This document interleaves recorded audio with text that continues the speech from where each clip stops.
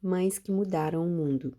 Histórias inspiradoras de mulheres que fizeram a diferença para seus filhos e para o mundo. Hannah Lane Blackwell. Data de nascimento desconhecida. Doutora Elizabeth Blackwell. Hannah Blackwell garantiu à filha Elizabeth que se tornaria a primeira mulher na América a se formar como médica, a mesma educação dos filhos. Aos 12 anos de idade, Elizabeth Blackwell, junto com seus pais e 11 irmãos, olhava ansiosa enquanto as velas do enorme navio inflavam com o vento e ele se afastava lentamente do porto em 1833. Eles deixavam para trás a Inglaterra com tudo o mais que lhes era familiar. Diante deles havia os perigos da travessia do oceano e um destino desconhecido na cidade de Nova York. Para a menina, era o começo de uma aventura de aprendizado que duraria a vida toda. Ela e os irmãos tinham sido educados por professores particulares, vivendo uma vida privilegiada na Inglaterra.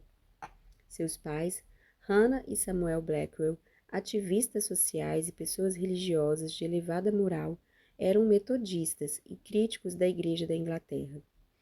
A despeito da relutância da família, o pai de Elizabeth sentiu que era tempo de buscar a liberdade econômica e religiosa na América.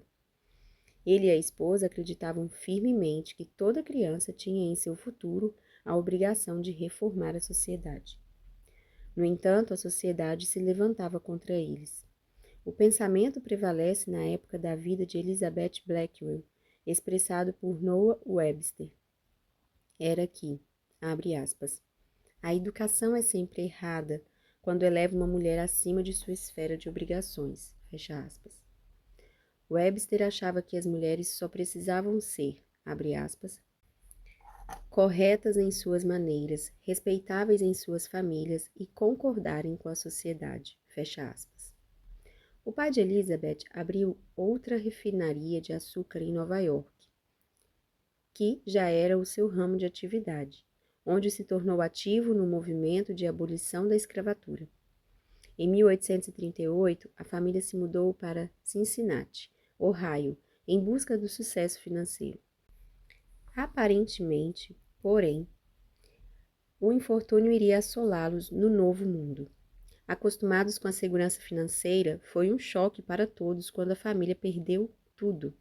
Samuel Blackwell morreu, deixando sua esposa e filhos desamparados. Por causa da forma independente como tinham sido criados, as crianças demonstraram uma notável resistência e força. Elizabeth e as duas outras meninas mais velhas abriram uma escola de bordado a fim de sustentar o resto da família.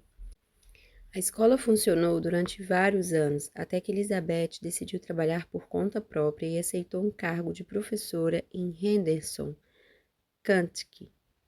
No entanto, seus sentimentos abolicionistas foram afetados pelo preconceito racial do Sul e depois de um ano ela se demitiu e retornou a Cincinnati. Desde que seus pais a tinham ensinado que a vida de uma pessoa, seja homem ou mulher, deve ser dedicada à melhoria da sociedade, Elizabeth começou a buscar uma ocupação voltada para alguma necessidade moral.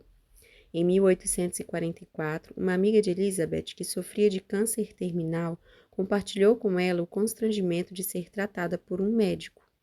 Ela havia desistido do tratamento porque não havia mulheres médicas para cuidarem dela. Por causa do amor de Elizabeth Blackwell pelo conhecimento, sua amiga insistiu para que ela fizesse medicina.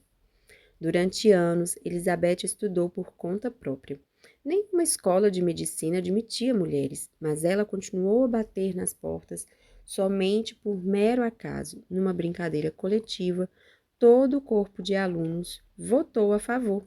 Ela finalmente foi admitida no Geneva Medical College, atualmente Robert College, em Nova York.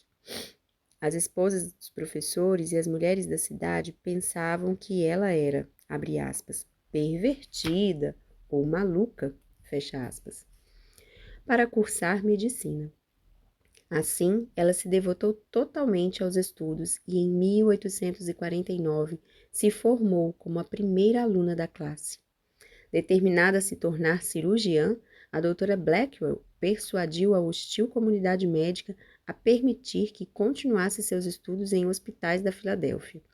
Depois de alguns meses, viajou para Paris a fim de fazer treinamento com os médicos de lá, mas foi recebida com hostilidade pelo fato de ser mulher. Finalmente foi admitida na La Maternité, uma escola de obstetrícia, onde estudou também pediatria. Enquanto cuidava de uma criança com uma grave infecção nos olhos causada por gonorreia, Elizabeth acidentalmente permitiu que um pouco do pus espirrasse nos seus olhos. Depois disso, ela contraiu uma forma grave de conjuntivite e, no final, seu olho teve de ser removido. Seu sonho de ser cirurgiã se desvaneceu, mas isso não a impediu de praticar a medicina. Impedida de trabalhar nos hospitais de Paris, Elizabeth viajou para Londres, onde estudou com James Paget, no St. Bartholomew Hospital. Ali, conheceu Florence Nightingale, que mais tarde desafiaria a sociedade para estudar enfermagem. Retornando aos Estados Unidos, não encontrou nenhum médico disposto a admiti-la em sua equipe. Sua irmã mais nova, Emily, também tentava se tornar médica, mas estava encontrando ainda maior dificuldade para conseguir alguém que a treinasse. A dificuldade, porém, não deteve as duas irmãs.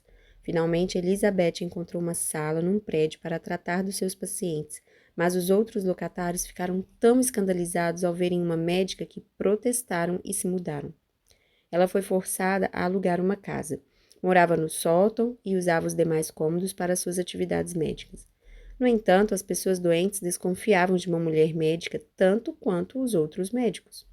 No verão de 1852, só conseguia atender 3 pacientes por semana. A doutora Blackwell tornou-se mais determinada ainda e, dentro de 2 anos, abriu o dispensário para as mulheres e crianças pobres de Nova York, numa área carente de Manhattan.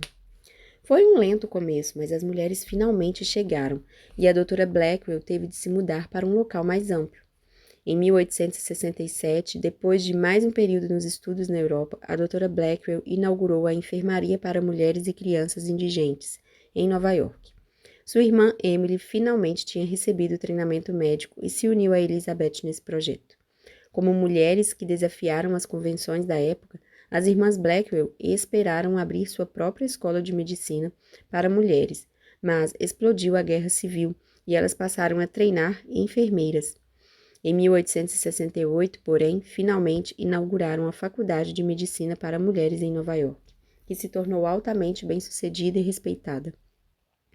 Elizabeth se especializou em higiene e dava aulas extensivas sobre a prevenção de doenças, defendendo melhores condições sanitárias em todas as áreas da vida. Em 1869, ela retornou às suas raízes na Inglaterra, fundou a Sociedade Nacional de Saúde de Londres e ajudou a estabelecer a Escola de Medicina para Mulheres, também em Londres, onde dirigiu o departamento de ginecologia até que, por volta de 1879, seu estado de saúde se agravou e não pôde mais trabalhar ou ensinar. Embora a doutora Elizabeth Blackwell jamais tenha se casado ou tido filhos, ela se tornou mãe quando adotou uma menina irlandesa de 7 anos de idade, chamada Kitty Berry. Kitty devotaria sua vida à mãe adotiva e viveu com ela até a morte de Elizabeth no dia 31 de maio de 1910, em Hastings, Inglaterra. O legado de Hannah Blackwell da busca igualitária da educação para as filhas mudou para sempre a face da medicina. Por causa da sua devoção, atualmente as mulheres médicas trabalham lado a lado com seus colegas do sexo masculino para quebrar as barreiras da ciência e desbravando os horizontes de novas drogas e formas de tratamento. Desarte não pôde haver judeu nem grego, nem escravo nem liberto, nem homem nem mulher, porque todos vós sois um em Cristo Jesus. Gálatas, capítulo 3, versículo 28. Mães que influenciam o mundo ensinam seus filhos a buscar a educação independentemente dos obstáculos.